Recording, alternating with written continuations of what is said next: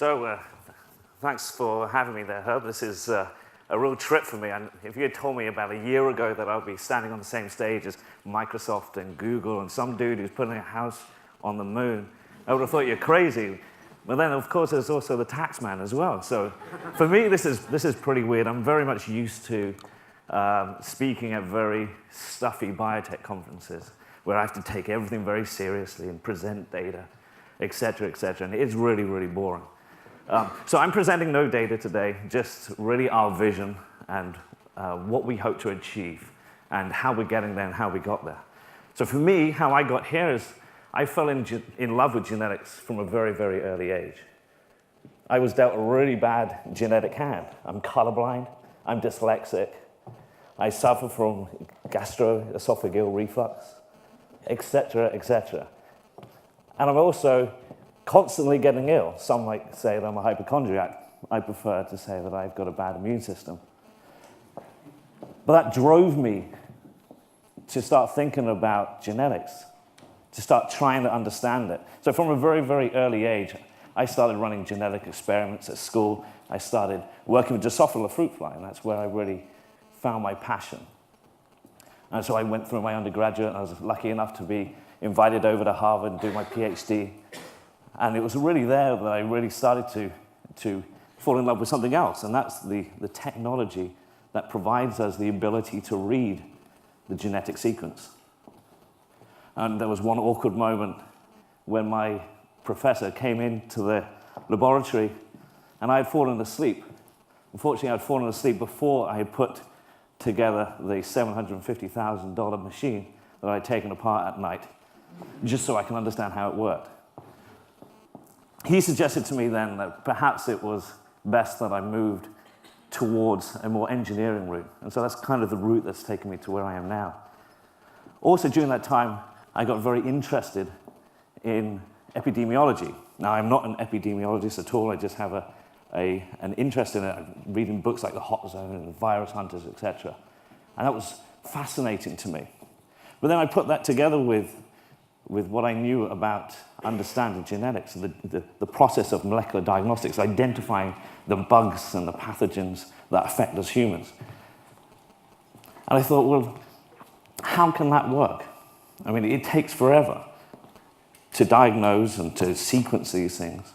And yet, these bugs, they keep infecting us, they keep expanding through populations, wreaking havoc through epidemics and pandemics. So I took myself out of university, got into a pathology lab and started studying pathology, trying to understand virology and the processes. And during that time, molecular diagnostics came into the lab. And that was really interesting for me because it was looking at the genetics of the pathogens, not just the antibodies that we raise to pathogens when we're infected. And so it gave us a lot more information about what kind of pathogen it is. Is it new? Is it resistant to certain drugs? But this technology was cumbersome and took a long time. So through this talk, I'm explaining to you a little bit about what I decided to do and how I decided to do it, and then give you a bit of idea of where we're taking the technology, where we are right now. So when we think about, or when I thought about a picture that summed pretty much everything that I'm passionate about, I came up with this. So this is me in my garage, enjoying a beer, doing some research. Obviously, I can't do this now because we have health and safety and HR, et cetera. But here, you can see I'm just working along, and I've got genetic DNA samples here from a Drosophila fly from different populations around the world, looking at the effects of transposable elements in the genome, how they affect mutations and variation. And it was during this time working in my garage that I started to look at technologies to reduce the timeline for the actual testings that we're doing at the moment. During this period of time, I managed to get enough data, which was great, to be able to attract some initial funding. And we got this initial funding from the South African government. Obviously, they are highly motivated to get new technologies to help them fight these massive issues of HIV and tuberculosis, which are not just the simple pathogen, but also the fact that they're now developing drug resistance, and this is actually a huge problem. Unfortunately, after a couple of years of working down there and developing the technology along, the government changed and our government funding kind of dried up. So we moved back to the UK and moved back into the garage for a while. And then we had a fortuitous meeting with Professor Sir John Byrne, who you probably have heard of, who's based at the Centre for Life over here, he invited us to come and take some lab space. And we started to build the company from there and develop the technology further. And I'll talk a little bit more about the technology later. But now we have offices in 4 different continents, doing active research in 2 of these continents, in Cape Town and in here in Europe. And we've got partners worldwide.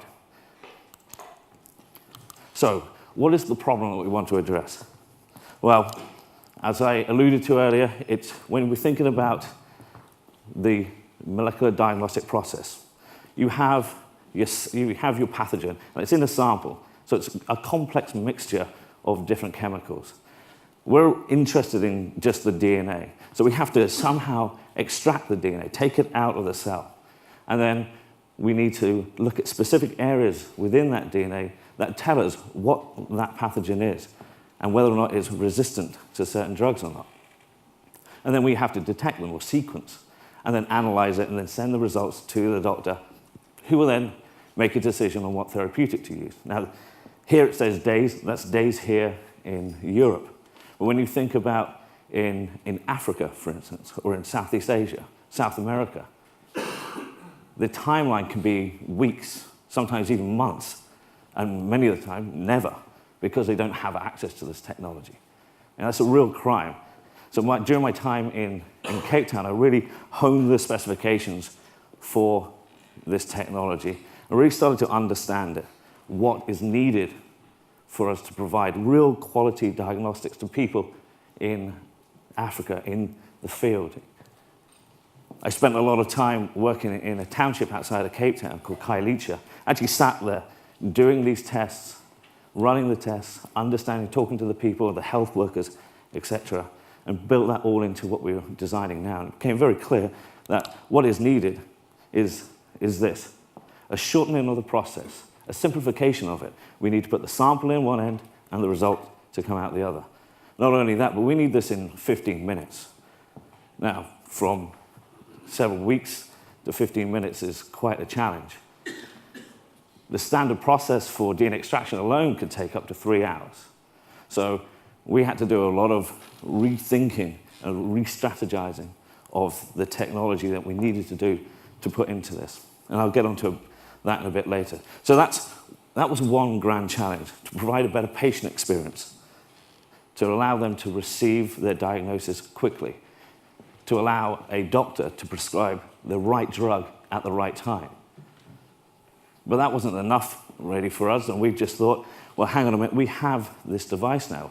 We have a device that is sat in front of a patient providing this information. But this information, it's of value. So this information can be useful, especially if we have lots of these devices. And why is this important? Well, it can be important in terms of surveillance. So when you think about swine flu, this is a really interesting map right now. This is 91 days into the swine flu pandemic. And we're really not picking it up. It's taking a very, very long time for us to number one, identify whether or not we do have a new strain, H1N1, and let alone how bad it is. Suddenly, the expansion becomes obvious. And very quickly, we see that the pandemic has taken hold and it's across the world. So now there's been some modeling that's been done looking at how soon do you have to pick up a new threat. And it's within a good couple of weeks, so you can be able to contain it. So that's what we want to do. We want to be able to contain a pandemic. And I'll get on to how we're proposing to do that as well. But of course, it's not just new viruses or new pathogens that are a problem. It's the old pathogens that we know, we understand, like tuberculosis, that fight back, that evolve, that develop drug resistance. And this is becoming a real issue for us, not just in tuberculosis, but in HIV, in malaria now, and many, many other disease groups. Again, we can see the progression of the development of drug resistance in tuberculosis in this case. So you suddenly see it expanding and it's becoming a problem. The reason for this is, number one, we didn't know what to do. We didn't pick it up early enough, and we didn't have the anti-infectives to be able to treat it properly. So now there's a big push now in the pharmaceutical world to develop more anti-infectives to address this need. Well, that's all well and good, more anti-infectives, more vaccines, that's fine. So we're throwing a ton of money at that. But these things still evolve. It's all well and good getting a new anti-infective, but frankly, nature moves on. So what we're proposing is a way of being able to identify early, of being able to contain it, and of being able to get the right resources. That's both the people, for instance, the CDC, other epidemiologists, and the right drugs and therapeutics, because we'll be able to understand the genotype of the pathogen. We are motivated to do this. The nations affected by these diseases are motivated to do this. You see, the economic impact is quite staggering, even in drug resistance as well. When you think about tuberculosis alone, in 2005, 1.6 billion to treat it. And then when you're thinking about the actual cost of treating an individual patient, it's quite staggering. So our solution is quite simple. We're going to be taking our device, so our device which is called a QPOC, and we're going to network it. So similar to the internet, which we all obviously know and love in this room, that it was able to link our terminals, link our thoughts, our experiences, our businesses, and then move forwards to the Internet of Things that linked absolutely everything else, or as Cisco calls it, it's the Internet of Everything. And then move to this, and this is what we're proposing, the Internet of Life. So our device suddenly becomes a bio API, and we're interfacing the genetic code with the binary code immediately. So if we have lots of these devices around the world, sampling populations constantly and shooting this up to the cloud, and where we can run analytics, we can start to understand the dynamics of mutations within populations. We can start to understand the emergence of new threats in a better way. So in terms of the initial benefit of this device, it will be in terms of research, in terms of pharmacosurveillance, in trying to understand these mutations. Obviously, we're going to need some further infrastructure. Recent reports coming out of Facebook and Google about drones being providing internet to the rest of the world who don't have access to it, just providing us with some hope that a lot of these areas will be picking up the internet, which will allow us then to realize our dream by jumping on the back of that. So it's very, very simple. Our device will be a bio API, churning out data from patient samples. Importantly, not sending up human genetic data, because that's bad, but sending up pathogen data so that we can monitor it. And once we've identified an area that does have an outbreak, we can eliminate it straight away. Now, initially, our first runs of this stuff will be occurring, we'll be looking at specific mutations. So our initial trials are only looking at specific mutations, not doing whole genome sequencing at this stage. But we'll be getting onto that. So a little bit about the science now. So we started off by taking each process and reinventing it. So we used lots of different devices where we looked at them separately, and then we integrated them into a fully working system. So what we do is we take a sample and we break open the cells, the DNA, the information that's inside these cells, we need to get it out. So we have to physically break it open. And then we push it through a special filter that separates everything in that sample other than the DNA. The DNA just flows right through. So immediately we've reduced the time of this process significantly from 3 hours right the way down to 2 minutes for DNA extraction. And then we interface this as well with a methodology of amplifying the signal from these mutations in a process called the polymerase chain reaction, which is a great methodology of photocopying, or using a molecular photocopy, specific regions of a genome that confer a certain mutation or a diagnostic. And then after that, the really cool bit for us is that we created a biosensor, a nanowire biosensor, that is essentially a computer chip. It's a field effect transistor. Rather than having a gate, we swap in a piece of DNA that's specific to, for instance, HIV or tuberculosis, etc. And so when you get a hybridization event, i.e. when the match is there and it binds to this probe, as DNA is naturally negatively charged, it causes a change in the charge density on the surface of the nanowire, i.e. creating a gate.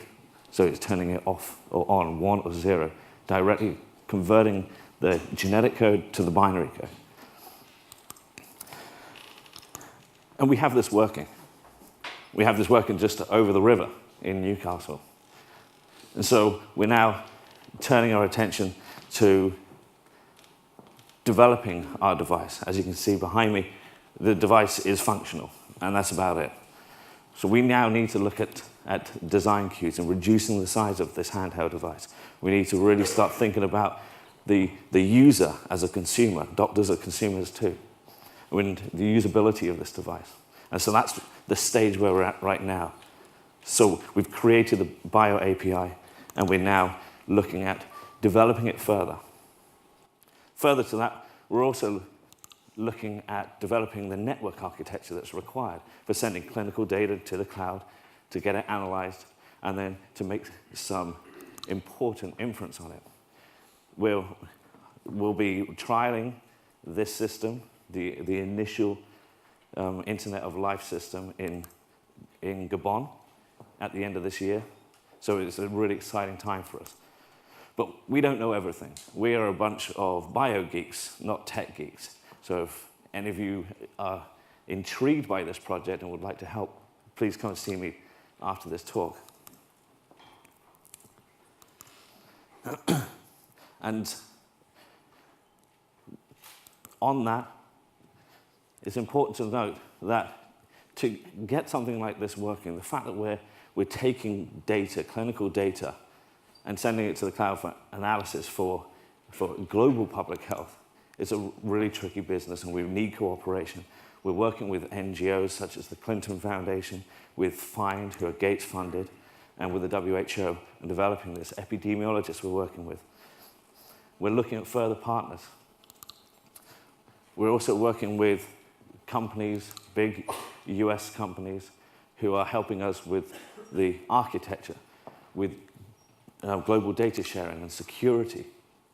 And this is all very, very important, because when we're talking about these sorts of things with the governments of these nations, we need to be absolutely solid with what we're offering. This data is important to them. And so everything that we do has to run through them. And finally, of course, we need to have the health workers, the epidemiologists, and everybody on board with this. And that's one of the reasons we're working with the Clinton Foundation, to start understanding very early on what they need and what they think of this. And so far, the response has been excellent. Now, when we're thinking moving into the future, we've only been looking at specific regions of the genome. Our next biosensor that we're developing over the road has an ability to sequence very, very long read lengths, very, very quickly, which allows us to then sequence the whole of the pathogen's genome on a handheld within 20 minutes, which is remarkable. So all of that data being churned up, sent to the cloud. I'm sure Jennifer would like to understand a little bit more of that, so I'd love to talk to you after this. But what we're doing with this means that we will truly be able to understand the pathogens in our life. And the future, therefore, will be a future without pandemics, without epidemics, where we'll be able to drive resources to areas that need them. And this means we'll be able to get the therapeutics, manage the therapeutics better, get them to the patients that need them, and provide a much, much better patient experience. And that's it. So thank you very much for your time. And thank you.